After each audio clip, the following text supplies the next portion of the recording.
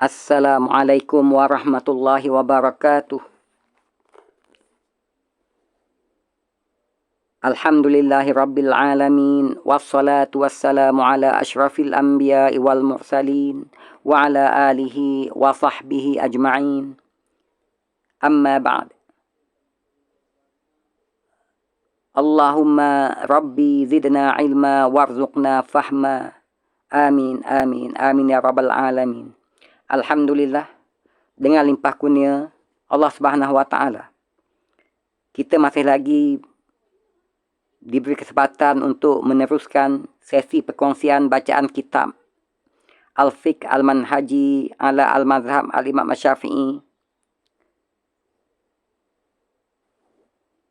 bagi jilid yang pertama,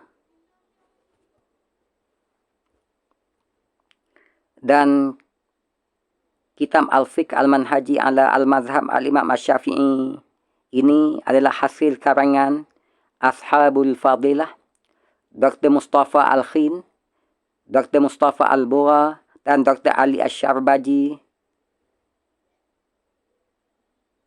dan terjemahannya adalah oleh Dr. Zulkifli bin Muhammad Al-Bakri, mantan Menteri di Jabatan Perdana Menteri Bahagian Hal Ehwal Agama Islam dan rakan-rakan beliau. Dan ia adalah terbitan Jabatan Kemajuan Islam Malaysia, JAKIM. Dan ini adalah jilid yang pertama daripada 5 jilid keseluruhannya. Dan jilid pertama ini merangkumi bab-bab berikut, iaitu muqaddimah kitab, hukum bersuci, solat, azan dan iqamah, zakat fitrah, kurban dan pengurusan jenazah.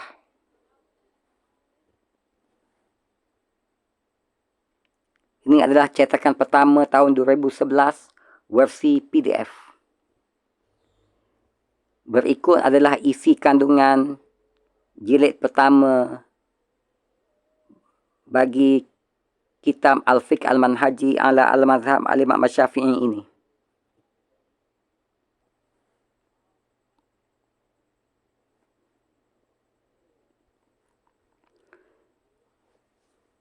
Dan kita sekarang ini berada di bab pertama bagi jilid pertama, iaitu bab bersuci.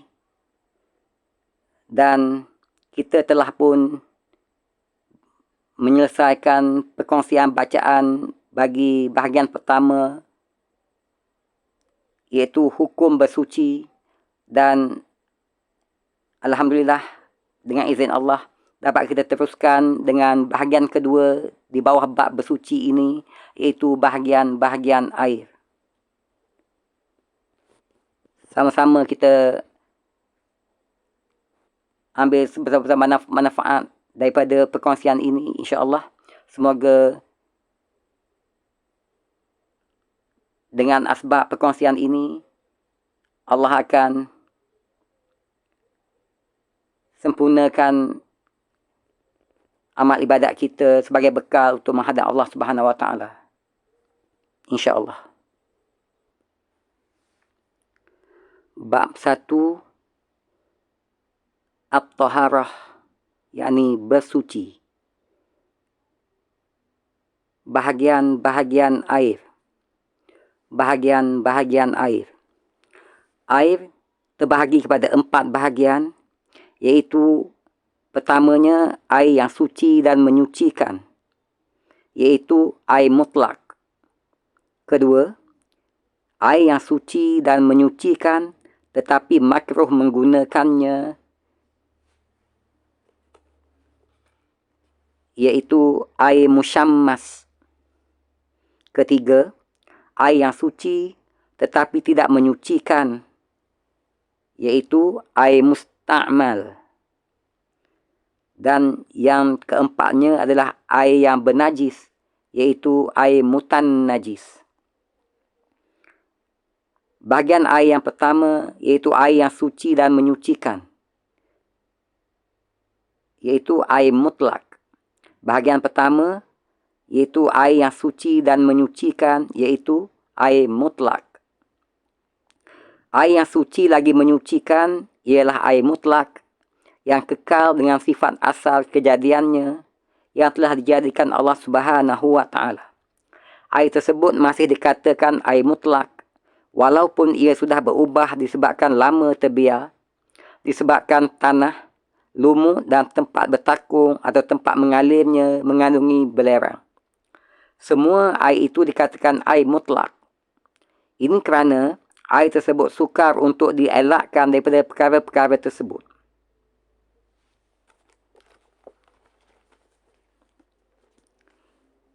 Dalil yang menunjukkan kesucian air mutlak antaranya adalah hadis daripada Abu Hurairah radhiyallahu anhu. Katanya, qama a'rabiyyun fabala fil masjid faqama ilaihin nas liyaqa'u bihi faqala an-nabiy sallallahu alaihi wasallam da'uhu wa hariqu ala baulihi sajlan min ma' au zanuban mimma fa innama bu'istum muyassirina walam tub'asu mu'assirin. Yang maksudnya, seorang badui berdiri lalu kencing di dalam masjid. Kemudian para sahabat pergi untuk mencegahnya. Lantas Rasulullah sallallahu alaihi wasallam bersabda, biarkan dia dan curahkanlah ke atas air kencingnya setimba air. Sesungguhnya kamu dibangkitkan untuk memudahkan, bukan untuk menyusahkan.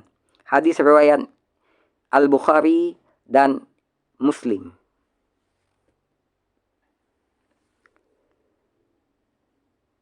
Perintah Rasulullah sallallahu alaihi wasallam supaya menjeruskan air ke tempat air kencing tersebut adalah dalil yang menunjukkan bahawa air tersebut mempunyai sifat menyucikan.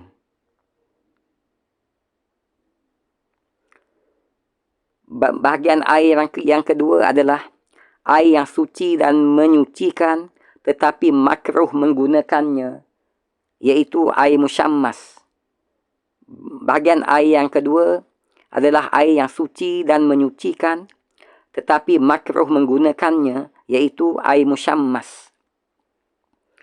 Air yang suci dan menyucikan tetapi makruh menggunakannya ialah air yang panas disebabkan oleh cahaya matahari. Musyammas. Ia makruh apabila memenuhi 3 syarat berikut. Syarat pertama adalah ia berlaku di negeri yang bercuaca panas. Syarat yang kedua, air yang diletakkan di dalam bekas yang diperbuat selain daripada emas dan perak, seperti besi, tembaga dan semua galian yang boleh ditempa. Syarat yang ketiga adalah air tersebut digunakan pada badan manusia sekalipun pada mayat atau pada haiwan yang boleh dihinggapi penyakit sopak seperti kuda. Imam Asy-Syafi'i rahimahullah meriwayatkan pandangan Sayyidina Umar radhiyallahu anhu yang tidak suka mandi dengan air tersebut. Katanya, aku tidak suka air musyammas kerana kesihatan. Kemudian Imam Asy-Syafi'i rahimahullah meriwayatkan bahawa air tersebut boleh menyebabkan penyakit sopak. Hal yang sedemikian kerana ketajaman cahaya matahari akan meruapkan bau busuk ke atas permukaan air dan sekiranya terkena pada badan ketika masih panas, ia boleh memudaratkan dan menyebabkan penyakit sopak.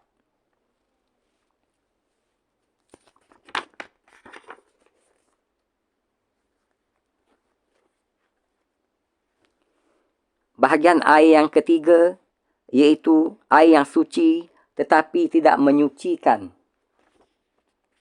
iaitu air musta'mal. Bahagian air yang ketiga iaitu air yang suci tetapi tidak menyucikan, iaitu air musta'mal. Air yang suci tetapi tidak menyucikan terbahagi kepada 2 bahagian. Pertama, air yang sedikit yang telah digunakan untuk basuhan yang wajib ketika bersuci seperti mandi dan wuduk.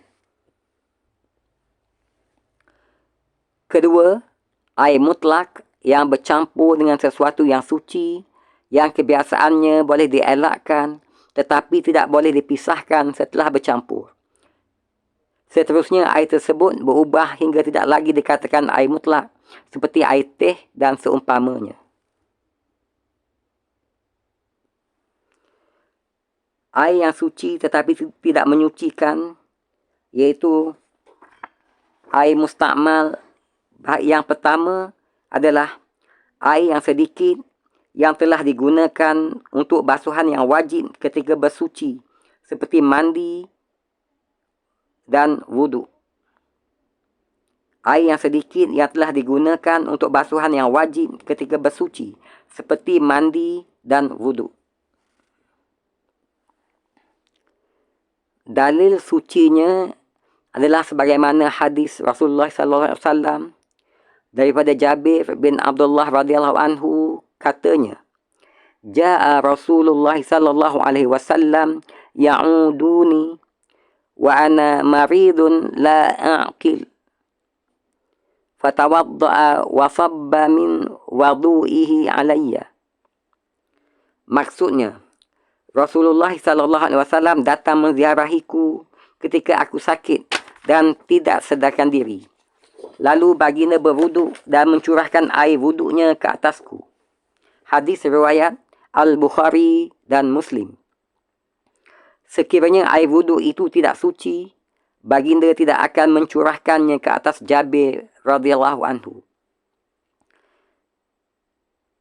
Manakala dalil air ini tidak menyucikan pula ialah berdasarkan hadis Rasulullah sallallahu alaihi wasallam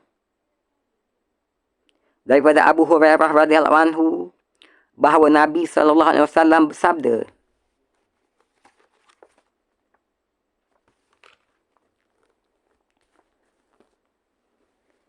La yaghtasil ahadukum fil ma'id da'im ay ar-rakid wa huwa junubun faqalu ya Aba Hurairah kaifa yaf'al qal yatanawaluhu tanawulan.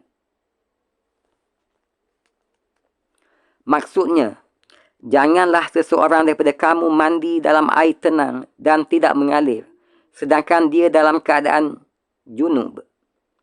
Lalu para sahabat bertanya, Wahai Abu Hurairah, bagaimanakah sepatutnya dia lakukan? Jawab Abu Hurairah, cedok dan mandilah dengan air itu. Hadis riwayat Imam Muslim. Hukum berwuduk dalam keadaan tersebut sama dengan hukum mandi kerana kedua-duanya mengandungi tujuan yang satu, iaitu mengangkat hadas. Hadis ini membawa maksud bahawa mandi di dalam air tersebut menyebabkannya terkeluar dari sifat yang menyucikan. Sekiranya ia tidak membawa maksud tersebut, Rasulullah SAW tidak akan melarangnya daripada berbuat demikian. Hadis ini difahami untuk air yang sedikit berdasarkan dalil-dalil yang lain.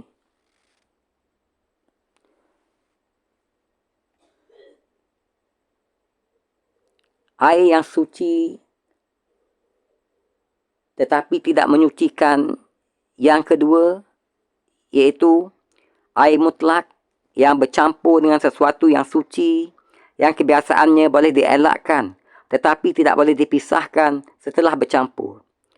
Seterusnya, air tersebut berubah hingga tidak lagi dikatakan air mutlak, seperti air teh dan seumpamanya.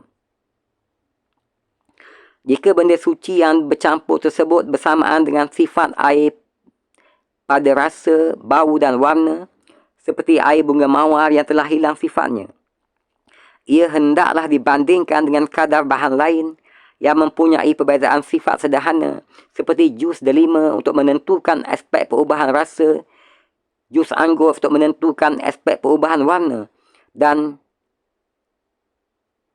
rompai al-lazan, iaitu jenis tumbuh-tumbuhan kecil yang tumbuh di kawasan lembah, sentiasa berdaun dan mempunyai bunga yang lebar, berwarna merah jambu ataupun putih, untuk menentukan aspek perubahan bau. Sekiranya diandaikan berlaku perubahan disebabkan percampuran tersebut, maka ia menjadi air yang suci tetapi tidak menyucikan lagi, iaitu air musta'mal. Hal ini kerana ketika itu ia tidak lagi dinamakan sebagai air mutlak. Sedangkan syarak mensyaratkan air yang dibuat untuk bersuci adalah air mutlak. Bahagian air yang keempat iaitu air yang bernajis, air mutan najis. Bahagian air yang keempat iaitu air yang bernajis atau air mutan najis. Air mutan najis ialah air yang jatuh najis ke dalamnya. Air mutan najis ialah air yang jatuh najis ke dalamnya. Air mutan najis ini terbahagi kepada dua bahagian, iaitu pertama, air yang sedikit, iaitu kurang daripada 2 qullah.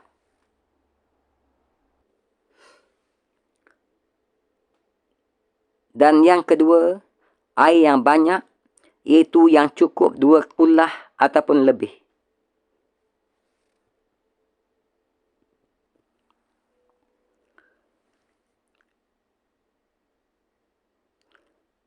Bahagian air mutan najis yang pertama, iaitu air yang sedikit, iaitu kurang daripada 2 qullah. Air yang sedikit, iaitu kurang daripada 2 qullah. 2 qullah ialah 500 kati Baghdad bersamaan 192.857 kg atau 1/1/4 hasta padu.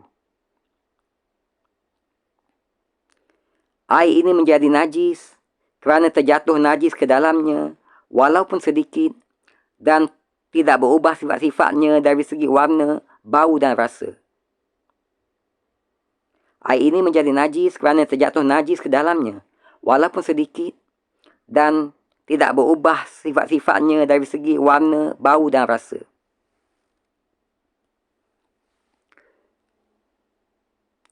Daripada Abdullah bin Umar radhiyallahu anhuma katanya, aku mendengar Rasulullah sallallahu alaihi wasallam ketika ditanya tentang air di padang pasir yang sering didatangi oleh binatang buas dan binatang-binatang yang lain, sabda baginda sallallahu alaihi wasallam, "Idza kana al-ma'u qullatain lam yahmilil khabas." Maksudnya, apabila air itu cukup 2 qullah, ia tidak kotor. Apabila air itu cukup 2 qullah, ia tidak kotor.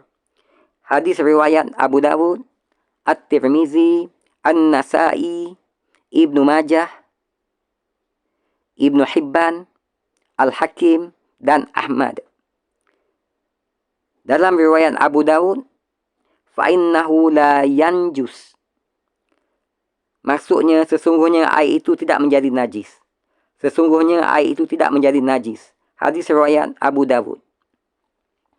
Daripada hadis itu dapat difahami air yang kurang daripada 2 qullah menjadi najis walaupun tidak berubah sifat-sifatnya sekiranya jatuh najis ke dalamnya. Kefahaman ini berdasarkan hadis Rasulullah sallallahu alaihi wasallam daripada Abu Hurairah radhiyallahu anhu bahawa Nabi sallallahu alaihi wasallam bersabda,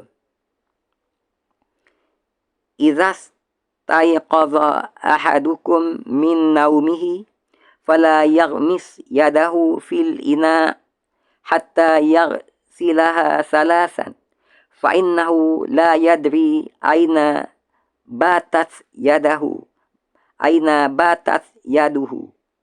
Maksudnya, apabila seseorang daripada kamu bangun daripada tidur, janganlah dia mencelupkan tangannya di dalam bekas air sehinggalah dia membasuh tangannya dahulu sebanyak 3 kali. Ini kerana dia tidak tahu tangannya di mana diletakkannya. Hadis riwayat Imam Muslim. Rasulullah sallallahu alaihi wasallam melarang orang yang bangun daripada tidur mencelupkan tangannya ke dalam bekas berisi air.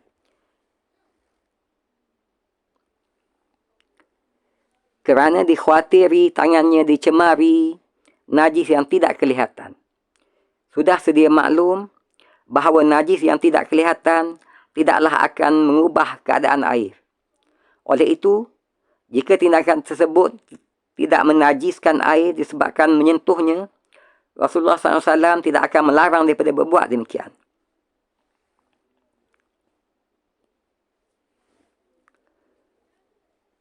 Bahagian air mutanajis yang kedua, iaitu air yang banyak, iaitu yang cukup 2 qullah ataupun lebih. Bahagian air mutanajis yang kedua, iaitu air yang banyak, iaitu yang cukup 2 qullah ataupun lebih.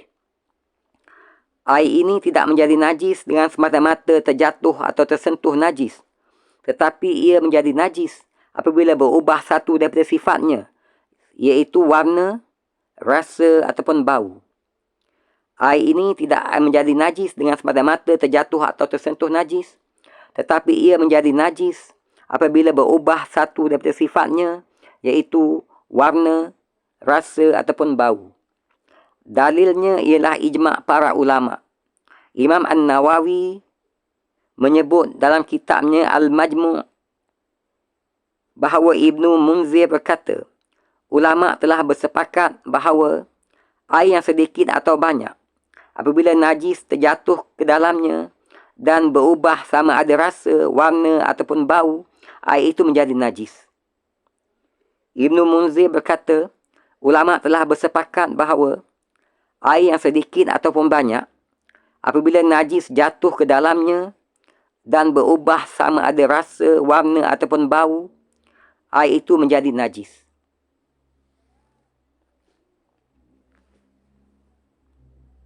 Air yang boleh digunakan untuk bersuci.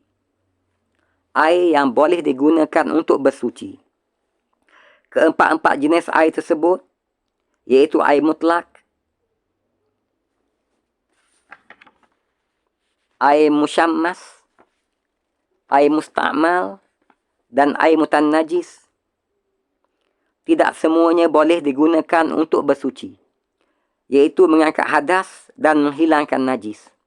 Tetapi air yang boleh dibuat bersuci hanyalah jenis yang pertama, iaitu air mutlak. Dan yang kedua, iaitu air musyammas. Namun air kedua itu makruh digunakan pada badan. Manakala air jenis yang ketiga, iaitu air musta'mal, walaupun suci, ia tidak boleh digunakan untuk bersuci. Ia hanya boleh digunakan untuk tujuan selain bersuci, seperti minum, memasak dan sebagainya. Sementara air jenis yang keempat, iaitu air mutanajis, ia tidak sesuai untuk sebarang kegunaan. Manakala air jenis yang keempat, iaitu air mutanajis, ia tidak sesuai untuk sebarang kegunaan. Alhamdulillah, dengan izin Allah Subhanahu Wa Taala, kita telah selesai perkongsian bahagian kedua di bawah bab pertama, iaitu bab bersuci, iaitu bahagian-bahagian air. Semoga perkongsian ini bermanfaat untuk kita dalam usaha kita memperelokkan amal ibadat kita kepada Allah Subhanahu Wa Taala. Semoga menjadi asbab untuk sempurnanya ibadat kita kepada Allah Subhanahu Wa Taala, sebagai bekal untuk menghadap Allah Subhanahu Wa Taala di hari akhirat nanti. Terima kasih di atas kesudian mengikuti perkongsian bacaan kitab Al-Fiqh Al-Manhaji ala Al-Mazhab Al-Imam Syafi'i jilid pertama ini. Semoga berjumpa lagi di perkongsian bacaan kitab ini yang untuk sesi yang seterusnya. Saya sudahi dengan wabillahi taufiq wal hidayah. Wassalamualaikum warahmatullahi wabarakatuh. Assalamualaikum.